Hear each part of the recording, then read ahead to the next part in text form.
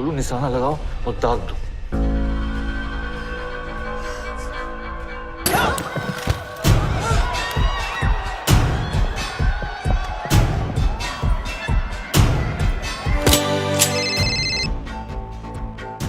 चूतिया है आपका लौंडा कालीन भैया। समझाए थे ना कि अपने लौंडे को कंट्रोल में रखो, दिमाग कम है उसमें। वो कहावत सुनी है ना आपने, विनाश काले विपरीत बुद्धि। कौन दिया ऑर्डर उसको? हमें दिए थे ऑर्डर। क्या है, वो हमारे लड़कों को दिक्कत दे रहे थे, तो हमने थोड़ी दिक्कत वापस कर दी। दिक्कत कम नहीं की है कालीन भैया, आपने दिक्कत और बढ़ा ली है। और गुड्डू बबलू से आपको काहे प्रॉब्लम होने लगी? बताइए जरा, क्या गलत किए हैं आपके लिए वो दोनों? ईमानदारी से काम कर रहे हैं, आपके व्यापार को बढ़ा रहे हैं, और आपका चूतिया लौंडा आकर उन पर यहाँ पर अटैक कर रहा है। आप छोटी मोटी बातों में क्यों परेशान होते हैं? कालीन भैया, छोटी मोटी बात नहीं है ये। मुन्ना ने स्वीटी और बबलू को जान से मार दिया, और आपको पता है आपने ये जो करवाया है ना, इससे पूरा पूर्वांचल आपके कंट्रोल से बाहर हो जाएगा। पूर्वांचल हमारे कंट्रोल में है और रहेगा, और किसी माई के लाल में हिम्मत नहीं है जो आंख दिखा दे। ये काम तो हम आपका पूरा कर देते हैं कालीन भैया।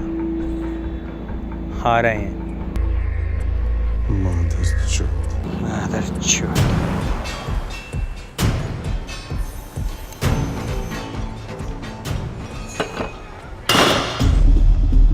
अब बोल, कुर्सी दीजिए, बिठाइए इनको।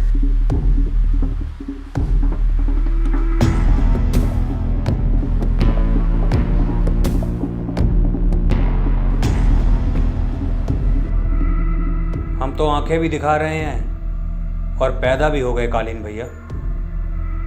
वैसे डायलॉग बहुत जोरदार मारे हैं आप कि जो आया है वो जाएगा भी। कभी ये डायलॉग आपने अपनी फैमिली पे अप्लाई किया है, या फिर आपकी बातें हवा में ही चल रही हैं सरकार की तरह? चूतिए हो तुम दोनों।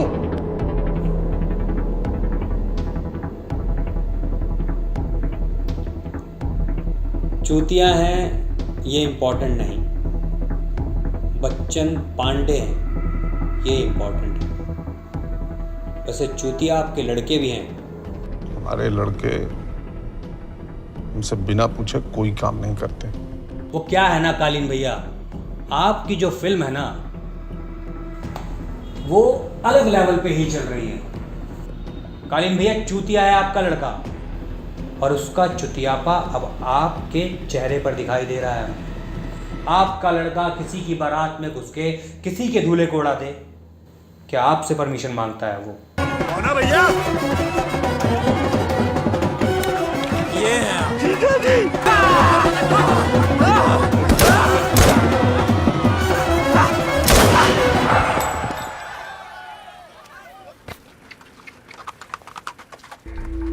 किसी के घर में घुस गए, किसी की बहन को उठा लिया।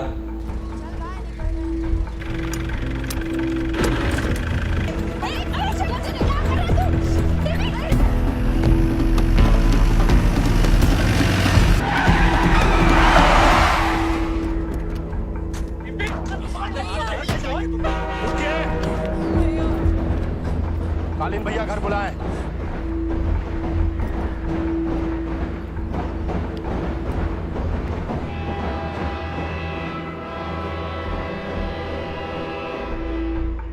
सारी परमिशन आप देते हैं क्या?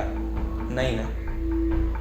तो फिर कैसे बोल दिए कि हमारे लड़के हमसे बिना पूछे कुछ काम नहीं करते? बताइए। और क्या बोले कालीन भैया कि हम पहले भी तुम्हारे मालिक थे और आज भी तुम्हारे मालिक हैं। गद्दी पर हम बैठे हैं या मुन्ना, नियम सेम रहेंगे।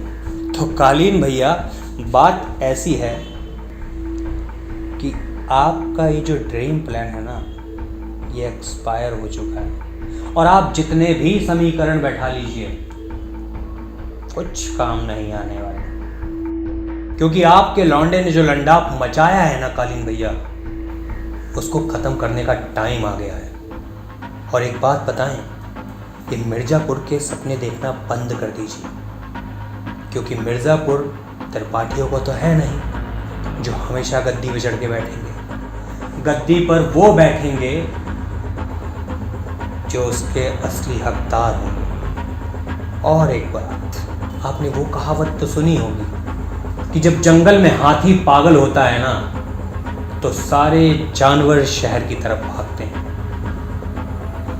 गुड्डू पागल हाथी है और आप बाकी जानवर। समझे? अच्छा है। अच्छा नहीं है कालीन भैया, बेहतरीन है। डेमोक्रेसी है, हर आदमी डिसीजन लेने के लिए आजाद है, हम भी। वही तो समझा रहे हैं आपको तब से, कम से कम आपको समझ तो आया। चलते हैं कालीन भैया।